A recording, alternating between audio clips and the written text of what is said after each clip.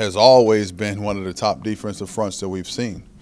And nothing has changed. They got in 2 really good junior college defensive tackles this offseason. 2 guys that I know personally. I recruited to school. They're from the same school that Cortez Webb, our safety's from, so I know those kids. They're both transfers from Division I schools, so they're really dangerous. And, you know, their coaching staff has been together for a long time, so they have a way of going about their business. I know they're hungry because they had a down season last year. So we have all the respect in the world for Troy. With their quarterback, Corey Robinson, and you know, he's, I guess, a 3-year starter. I mean, can you tell, at least by watching the tape from maybe late last year, that he's a pretty experienced guy? Well, yeah. How you can tell if a quarterback's experienced or he's getting to, you know, understand what's going on is how he deals with blitz and how he deals with pressure. And, you know, I think we're at the point where he understands where the outlets are, where the fastest completions are. So if you catch him off guard with a blitz, he knows where to get the ball out. His reaction time is really fast. So I just think he's if we allow him to just sit back and pitch off of a mound and not apply pressure to him, not give him different looks, our defensive tackles have to push the pocket in the middle to push him off of his set points. Reggie and our defensive staff has got to show him certain defenses and play other defenses, send blitzes from all over the place just to affect what he's thinking. Then I think we can you know, slow him down. But if we let him just sit back there and pick our defense apart, then, you know, we're going to have to really score a lot of points to beat him. Coach, you had a chance to kind of immerse yourself in the rivalry between UAB and Troy since you got here a little bit? Not really. I know it's the first game of the season for us. We're really committed to playing a good game on opening night, giving our crowd something to be proud of, giving the city of Birmingham something to be proud of. So I'm sure that as the week goes on, our players, Tyson Helton, those guys that have been around to start, you know, to talk to me more about the rivalry. I'm just really committed to putting a product on the field that our fans can be proud of. What do you feel about, you know, being part of the 3-week? Obviously, there's 3 games. They're doing a special thing at Legion Field this year. You kind of like being the first team out of the gate for that? Yeah, I like the time that we play. We're an early rising team. Our kids wake up early in the morning. Our workouts start really early in the morning. We really take pride in it. So you know, we embrace the early morning game. Just hope everybody gets out of bed and come see us play. As a unit, are you guys at where you need to be here going into week 1? Are you pleased with where you guys have progressed to? I am. And most of it is mental. I like our team a lot. I like the sacrifices that they've made so far.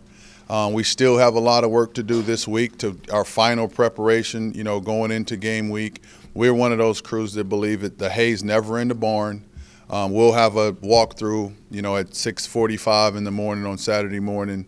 Then we'll learn more about ourselves and about our opponent that Saturday morning. So we continue the preparation up until we kick the ball off. Coach, with Chris Hubbard being the only returning starter on the O-line, just talk about where your offensive line is and how they've come together. Well, they've done a really good job. It all starts with hiring a really good coach, and we hired John Peterson. John's experienced. John's coached in the national championship game multiple times. He's played offensive line at a really high level.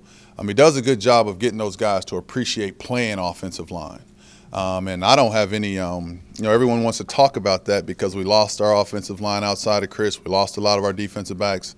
But I don't think it's a weak point. I'm not concerned with our offensive line going into the game. I expect them to come out and execute our plays at a high level.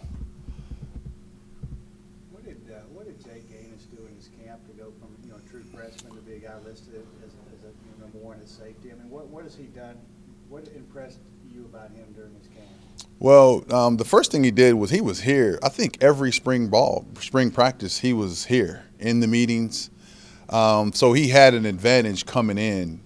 So he understood what we're doing. He understood the checks and the calls. And then he just, you know, he worked himself into it. I mean, he's a hard worker. He's really smart and savvy.